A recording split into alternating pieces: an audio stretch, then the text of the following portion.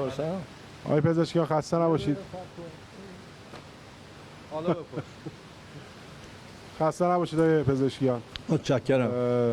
از پس 4 ساعت تقریبا 4 ساعت مناظره که دومین مناظره هم بود، اگر نقطه نظری دارید ظرف 1-2 دقیقه در خدمتتون هستیم که بشنویم. بسم الله الرحمن الرحیم. خدا قوت. خسته نباشید. شما هم تا الان ساعت 12:30 منتظر ما بودید. به هر حال آرزوی توفیق داریم.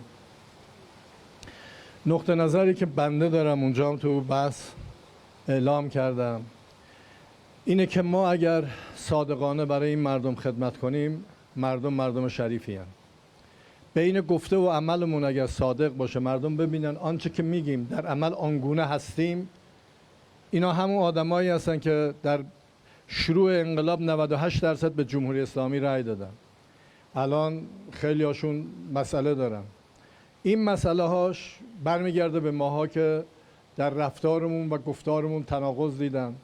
امیدوارم که ما با شعارها یا حرفهایی که میزنیم صادقانه فردا اگر به جایی رسیدیم و به قدرتی رسیدیم و یا حتی از اینجا نشد در جایگاهایی که قرار میگیریم با مردممون صادق باشیم و دغدغه محرومین در ذهن و رفتار و عمل ما باشه که انشالله مشکلات مردم بشه حل شه. ممنون از شما آقای پزشکیان. خیلی ممنون.